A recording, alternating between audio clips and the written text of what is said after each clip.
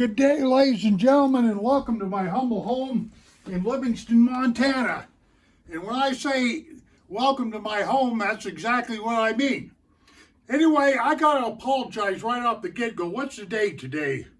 It is the 24th of March of 2020, and I was gonna go out and shoot do some archery, do some shooting of my bows and all that stuff, but it's a nice day. It's around 60 degrees, but the wind is gusting up to 35 miles an hour. I have a lot of trouble recording and doing anything when the wind's doing that. Okay, let me move on here. What I've decided to do, since I can't really go out and shoot like I'd like to, is I'd like to talk about how you can save money buying an archery bow. Now, this video is probably not for real experienced archers. It's probably more for beginning archers, but I'm in high hopes I can save you some money. Okay, I've got two of my favorite bows sitting right here. I've spent the last year or so getting back into archery after a hiatus of about 35, 40 years, something like that, and things have changed somewhat, but then again, they've remained the same, so to speak. Okay, there's really, let me get you out of your pain here, or get myself out of my own pain. But there's really only two things when it comes to buying bows that I can think of that you really need to pay a lot of attention to. Number one, what kind of, you need to discover, find out, go down to the various, go to your local archery ranges, your archery shop, whatever, and decide once and for all what kind of a bow you want. Whether it be a compound, a recurve, a reflex, deflex, longbow like this guy right here, an American flat bow like this guy right here, and like that. Decide what kind of a bow you want, whether it be an Indian bow, a Turkish bow, a horn bow, and this list just goes on and on. There's a lot of bows. I don't even know how many different styles and generations of bows there are, but there's a lot, okay? But you need to get that solved right off the get-go. And the second thing that's very, very important is your draw weight. And I brought these two bows of mine out. I own four more. And I like a couple of them I don't like, but I brought these two bows out here to drive my point home just as far as I can. And let me check this clock of mine to make sure I'm not getting too long-winded, because I can do that. Okay. First of all, let me lay these down here for a second and get a glove on. It hurts my fingers too bad to pull on those strings. I can pull on them, but I just soon have a glove on, if you know what I mean. Okay. Well, if you've shot as many arrows as I have, you'll find out about gloves and tabs and all that in a real quick hurry. But today, I'm not talking about arrows, accessories, stringers, anything. I'm just strictly talking about bows. Okay. Now, when it comes to this draw weight business, this is absolutely important. If you get a bow that's too heavy, you're not going to be able to, you won't be able to consistently, listen to me, consistently draw it back to anchor, shoot, repeat, draw it back to anchor, shoot, because you're going to tire out, your muscles are going to get all jacked up. You might even spring something in your arm or put a crink in your back or whatever have you, Shooting bows at the draw weight is too much for you. Then archery isn't fun anymore. It becomes one great big gigantic pain in the rear end, and it creates a lot of frustration. Trust me on that. Okay, I got these two bows here to show you something. This bow right here is a Bear archery longbow, a Montana longbow, but I call it a flat bow because this is really it's a flat. Call it a longbow or whatever have you. Okay, this guy here is weighing in at 35 pounds. of draw, 35 pounds of force to pull it back at 28 inches of draw, okay?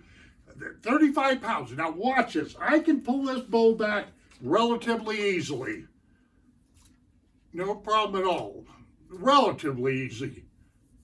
Oh, I gotta watch this. I got these old-fashioned wood arrows with these knocks that fit pretty loose on the string, so, you know, but you see what I'm getting at? Sure you do. Like that. I could have pulled it back a little bit further, but I don't want to have no accident inside my wife's living room. She'll kill me. I'm just kidding. Okay, now, what am I getting at? Let me show you. This bow right here is a custom hybrid reflex deflex longbow, and it's a custom. I had this custom made for me, and it is weighing in at 38 pounds. This is 35. This guy is 38. Just 3 pounds of difference makes all the difference in the world pulling this bow back. To me, anyway. For me. Now remember, archery is a personal thing, so, you know, whatever your draw weight is, or whatever bow you decide to invest in, fine, all well and good, and all that. I'm just telling you what I know. Okay. 35 pounds on that Montana, that Bear Montana longbow, on this custom bow right here. This is a Bowjack's bow. It's an Apex bow, and it's weighing in at 38 pounds of force to pull it back 28 inches. But this is a little bit stiffer and a little bit harder, quite a bit some, even though there's only 3 pounds of draw weight difference. Okay? Let me grab some weird kind of arrow here. These are not wood arrows. These are good wooden arrows, but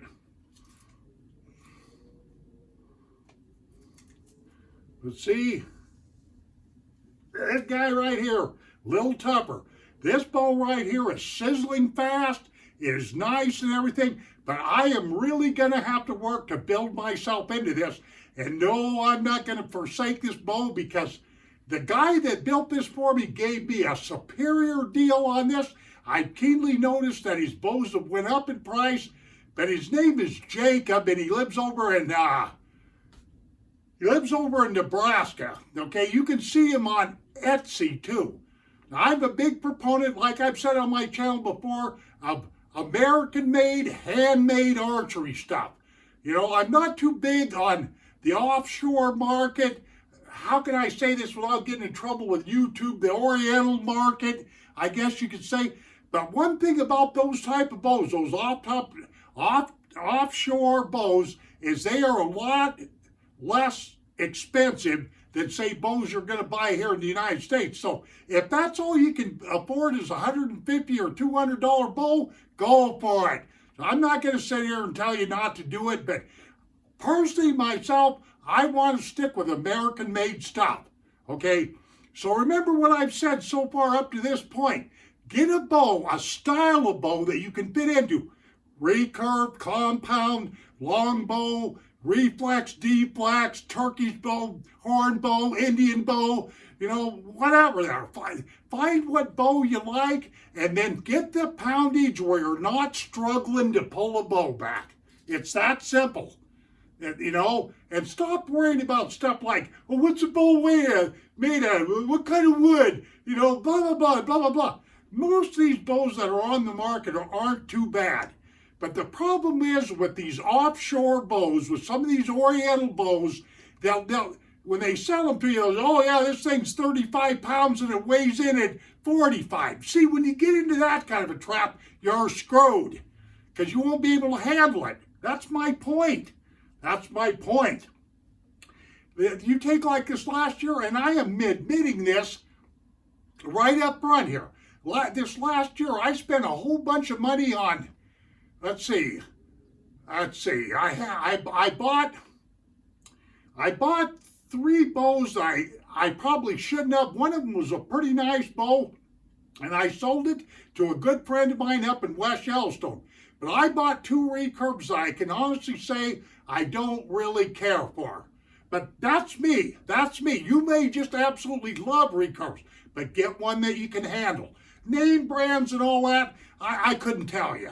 And the wood and everything, there's only two woods, ladies and gentlemen, that I'm really familiar with, and that's maple and bamboo. Okay, because they make these bows out of everything. Hickory, alder, maple. I like maple. This bow right here, this Apex, Reflex, Deflex, bow jack bows, is almost an entire. This whole bow this bow here is 95% maple. This is a maple bow, and she has a name, Faith, because I was running on faith when I was telling the Boyer what I wanted, and I think he was running on faith trying to understand what my needs were, you know. So I did a half an hour review on this bow right here. I'm very proud of it. Yeah, a 30-minute review. It's on my channel, so you might want to check it out. Let me see where I'm at. Okay, I've been going for 10 minutes here, but I just wanted to, since I couldn't go out and shoot today, I just wanted to get this off my chest. Get the style of bow that you like. Get the poundage, what it takes to pull a bow back. Make sure you get a bow that's on the lighter side, not on the heavier side. You know, because what you're going to end up doing is hating that bow, and my point to this whole video is you're going to end up buying more bows and more bows and more bows. I'm all about settling down to one or two bows. You know, instead of having a whole closet full of bows or a whole bedroom full of bows and all that. So, you know, this guy here, I'm going to have to work with his custom bow a little bit. I should have had Jacob.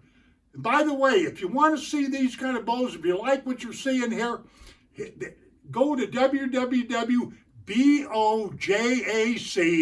Bojack Bows, BOWS, altogether now.com, and check him out. And of course, this bow here, this other one that I've got down here, is a Bear factory bow. This is a Bear factory bow. I got this on a pretty good deal on Etsy. I mean, not Etsy, strike that, excuse me, on eBay. So, you know, and this is a factory bow, but I don't care. It's made in the United States. It's made in Florida. Well, let me see. It'll say on here. Yeah, let's see. Yeah, Gainesville, Florida. The USA made bow, but this one right here, out of all the bows that I own, is actually the smoothest. But I can guarantee it's not the fastest, you know. See how easy this is to pull? Yeah, so there you go. So I hope this helped you out. And then, of course, you might want to take into consideration the length of the bow and if it can take a fast flight string and blah, blah, blah, and all this other stuff. But rather than worry about, you know, where the bow come from, if it's a custom bow, what kind of wood is it? No, what? I would more concentrate on what kind of a bow you're looking at and the draw poundage. Them are the two most important things. That'll save you money all the way around. Okay? Okay. That's all I've got to say. Oh, yeah, that's all I've got to say. Or this video will be too long. Nobody will watch it. Oh, by the way, while I'm thinking about this, leave me a comment if you want to. Please try to be nice. I really don't dig the hate, you know, and all that stuff. And subscribe to my channel if you'd like. If not, that's fine. You know, give me a thumbs up, thumbs down, give me a finger, love me, hate me, do a little jig, do a little dance, you know, that kind of stuff. Okay, well, that's about all I really got to say. And I really should, well, I don't know if I should do this or not, but I really should grab that camera off of that tripod real quick and show you what kind of a nice spring day that we're having out here, except for the wind. But I don't know. Just go down my YouTube channel. I've recorded this Livingston area and Paradise Valley so many times, I can't believe it. Adios, my friends. Take care of yourselves, and we shall see you on down the trail. You can bet your rear end on that.